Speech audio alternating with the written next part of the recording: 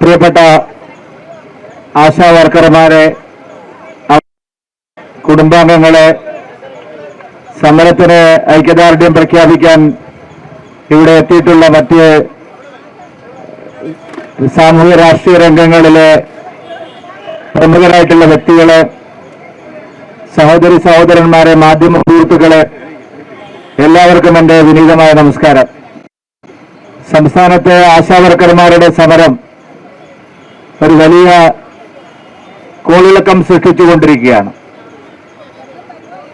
ആശാവർക്കർമാരുടെ ന്യായമായിട്ടുള്ള പ്രതിഷേധം പലതരത്തിലും അതിനെ അടിച്ചമർത്താനുള്ള ഭരണകൂട ശക്തികളുടെയും സംഘടിത തൊഴിലാളി വർഗ സംഘടനകളുടെയും എല്ലാം നീക്കം കേരളത്തിലെ സാധാരണ ജനങ്ങളുടെ പിന്തുണയോടുകൂടി കക്ഷി രാഷ്ട്രീയത്തിനപ്പുറത്തുള്ള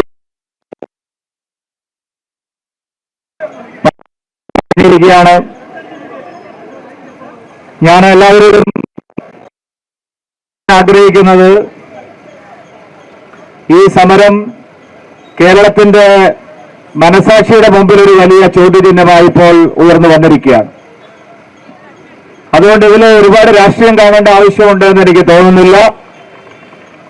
കേരളത്തിലെ ആശാവർക്കർമാർക്ക് കുട മാത്രമാണോ, ഒരു മുത്തം കൂടി കൊടുത്ത് എന്ന് ഇന്നലെ ഒരു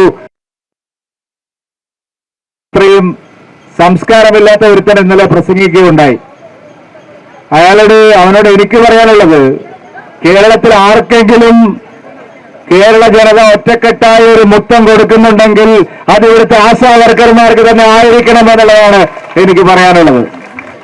അതിലൊരു അശ്ലീലം കാണേണ്ട ആവശ്യമില്ല, ഒരു തെറ്റായ കാര്യം കാണേണ്ട ആവശ്യമില്ല. കേരളം ആശുപത്രിയിൽ കിടന്നപ്പോൾ, വെന്റിലേറ്ററിൽ കിടന്നപ്പോൾ, ക്വാറന്റൈനിൽ കിടന്നപ്പോൾ, കേരളം ഒന്നടങ്കം ഒരു വലിയ മഹാമാരിയെ നേരിട്ടപ്പോൾ മുന്നിൽ നിന്ന് അതിനെ ചെറുത്ത് തോൽപ്പിച്ചവരിൽ ആദ്യം എടുത്തു പറയേണ്ട പേര് ആശാവർക്കർമാരുടേതാണ്. അതുകൊണ്ട് അവർക്ക് മുത്തം കൊടുക്കുന്നതിന് ഒരു തടസ്സവുമില്ല. കേരളം ഒറ്റക്കെട്ടായി അവരെ കെട്ടിപ്പിടിച്ച് മുത്തം കൊടുക്കണം എന്ന് തന്നെയാണ് എനിക്ക് പറയാൻ ആഗ്രഹിക്കുന്നത്, ഞാൻ പറയാൻ സൂചിപ്പിക്കുന്നത്. ഇവിടെ ആശാവർക്കർമാർ മാത്രമല്ല, അസംഘടിതരായിട്ടുള്ള പാവപ്പെട്ട തൊഴിൽ ചെയ്യുന്ന എല്ലാ മേഖലയിലും ഇത് തന്നെയാണ് സ്ഥിതി. അത് തൊഴിലുറപ്പ് തൊഴിലാളികളാവട്ടെ, അംഗൻവാടി ടീച്ചർമാരാകട്ടെ, ED പോസ്റ്റ്മാൻമാരാകട്ടെ, ആശാ വർക്കർമാരാവട്ടെ, കഴിഞ്ഞ 10 വർഷം മുമ്പ് അവർക്കുണ്ടായിരുന്ന ഓണർ എന്തായിരുന്നു, ഇപ്പോഴെന്താണ്? എല്ലാവരും പറയുന്നു കേന്ദ്രം കൊടുക്കാനുള്ളത് കൊണ്ടാണ് ഇവർ വലിയ വിമർശനം ഇടതുവശം ഉന്നയിക്കുന്നത്. കേന്ദ്രം കൊടുക്കുന്നതല്ലാതെ വേറെ എന്ത് കാശാണ് കേരളത്തിൽ ആരോഗ്യ രംഗത്ത് സംസ്ഥാന സർക്കാർ ചെലവഴിക്കുന്നത്? ആരോഗ്യ മേഖലയിൽ ചെലവഴിക്കുന്ന തുക എത്രയാ? ഈ പ്രാവശ്യം ബജറ്റിൽ നിങ്ങൾ ആരോഗ്യ മേഖലയ്ക്ക് വേണ്ടി മാറ്റിവെച്ചിരിക്കുന്ന കാശ് എത്രയാ? പ്രാഥമിക ആരോഗ്യ കേന്ദ്രങ്ങൾ, താലൂക്ക് ആശുപത്രികൾ, മെഡിക്കൽ കോളേജുകൾ മുതൽ സൂപ്പർ സ്പെഷ്യാലിറ്റി ആശുപത്രികൾ വരെ സർക്കാർ നടത്തിപ്പിൽ ആരോഗ്യ കേന്ദ്രങ്ങളുടെ അവസ്ഥ എന്താണ്? പല മെഡിക്കൽ കോളേജുകളിലും മരുന്നിൽ സംസ്ഥാന ഗവൺമെന്റിന്റെ പിടിപ്പുകേടുകൊണ്ട് ഈ വർഷം കേന്ദ്രം ബജറ്റിൽ നീക്കിവെച്ചിരിക്കുന്ന തുക 16% അധികമാണ്. കേരളത്തിന് കിട്ടിയത് 16% അധികമാണ്. ഈ NHMന്റെ കാശ് അല്ലാതെ നിങ്ങൾ ഏത് കാശ് എടുത്തിട്ടാണ് ഇവർക്ക്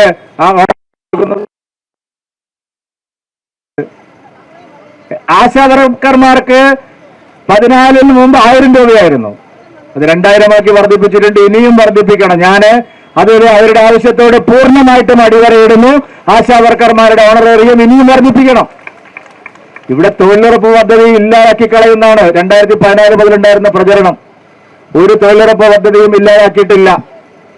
ഞാൻ ആശാവർക്കർമാരുടെ സംഘടനയിൽപ്പെട്ടവരോട് വിനയത്തോടെ പറയാൻ ആഗ്രഹിക്കുന്നു, 5 കൊല്ലം 10 കൊല്ലം ED പോസ്റ്റ്മാൻമാരുടെ ശമ്പളം എത്രയായിരുന്നു?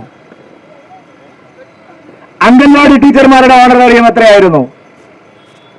തൊഴിലുറപ്പ് തൊഴിലാളികളുടെ കൂലി എത്രയായിരുന്നു? അതുകൊണ്ട് എല്ലാം കേന്ദ്രത്തിന്റെ തലയിലിട്ട് രക്ഷപ്പെടാമെന്ന് സംസ്ഥാന ഗവൺമെന്റ് വിചാരിക്കേണ്ട. ഇന്ത്യയിൽ വേറെയും സംസ്ഥാനങ്ങളുണ്ട്. കേരളത്തിൽ ലഭിക്കുന്നതിനേക്കാൾ മെച്ചപ്പെട്ട വേതന സേവന വ്യവസ്ഥിതികൾ അനുഭവിക്കുന്ന ആശാ വർക്കർമാർ ഇന്ത്യയിലുണ്ട്. നിങ്ങളത് മറന്നുപോകരുത്. കേരളം വളരെ അധികം ആരോഗ്യ മേഖലയിൽ മുമ്പോട്ട് പോയിട്ടുള്ള ഒരു സ്റ്റേറ്റ് ആണ്. പല പാരാമീറ്ററിലും നമ്മൾ മറ്റ് സംസ്ഥാനങ്ങളെ അപേക്ഷിച്ച് മുമ്പിലാണ്. പക്ഷേ പുറകിൽ നിന്നിരുന്ന പല സംസ്ഥാനങ്ങളും ആശാ വർക്കർമാരെ, ഹെൽത്ത് വർക്കേഴ്സിനെയൊക്കെ കൂടുതൽ പരിഗണിച്ച് മുന്നോട്ട് വരുമ്പോൾ മുന്നിൽ നിന്നിരുന്ന കേരളം അവരെ പരിഗണിക്കുന്നില്ല എന്നുള്ളതാണ് ഇവിടുത്തെ പോയിന്റ്. അതിനാണ് സംസ്ഥാന ഗവൺമെന്റ് മറുപടി പറയേണ്ടത്. പിന്നെ കണക്ക് കൊടുക്കാതെ കാശ് വൈകും. നമ്മൾ വീട്ടിൽ നിന്ന് എടുത്തു കൊടുക്കുന്നതല്ല. സംസ്ഥാനങ്ങൾക്ക് കേന്ദ്രം നൽകുന്ന തുകയ്ക്ക് ഓരോന്നിനും വ്യക്തമായിട്ടുള്ള കണക്കുകളുണ്ട്. കേരളം ഒരു നയാ പൈസ കേരളത്തിന് കേന്ദ്രം അണപായി തീർത്ത് കൊടുക്കാൻ ബാക്കിയുണ്ടെങ്കിൽ നിങ്ങളോടൊപ്പം നിന്ന് സമരം ചെയ്യുന്നതിന് ഒരു ദുരഭിമാനവും ഞങ്ങൾക്കില്ല. 1 രൂപ കേരളത്തിന് കിട്ടേണ്ട കാശ് കേന്ദ്രം പിടിച്ചു വച്ചിട്ടുണ്ടെങ്കിൽ അതിന് നിങ്ങളോടൊപ്പം നിന്ന് സമരം ചെയ്യുന്നതിന് ഞങ്ങൾക്കൊരു മടിയുമില്ല. പക്ഷെ കള്ളം പറഞ്ഞു വീണ ജോർജിനും പിണറായി വിജയനും മാർക്സിസ്റ്റ് പാർട്ടിയുടെ നേതാക്കന്മാരെ കൊള്ളരുതാത്തവരാണ്, അവരെ കെട്ടിപ്പിടിച്ച് ഉമ്മ കൊടുക്കാൻ ഒരു MP പറഞ്ഞു എന്നൊക്കെ പറഞ്ഞ് അവരെ ആക്ഷേപിച്ച് നിങ്ങൾക്ക് ഈ സമരത്തെ പരാജയപ്പെടുത്താനാണ് നിങ്ങൾ തീരുമാനിക്കുന്നതെങ്കിൽ ഇത്രയും ദിവസം കണ്ട സമരമായിരിക്കില്ല എന്നുകൂടി അവരെ ഓർമ്മിപ്പിക്കാൻ ഞാൻ ആഗ്രഹിക്കും. ജനാധിപത്യവും സമാധാനവും മര്യാദയും സഹിഷ്ണുതയോടും കൂടി ആ പാവപ്പെട്ടവർ സെക്രട്ടേറിയറ്റ് നടയിൽ കിടക്കുന്നത് കൊണ്ടാണ് നിങ്ങൾക്ക് ഇത്ര ഇളക്കമെങ്കിൽ അതല്ലാത്ത സമരവും കേരളത്തിലെ ജനങ്ങൾ ഏറ്റെടുത്തിട്ടുണ്ട്. അങ്ങനെ അല്ലാതെയും സമരങ്ങൾ വിജയിപ്പിക്കാൻ കേരളത്തിലെ ജനങ്ങൾക്ക് അറിയാം.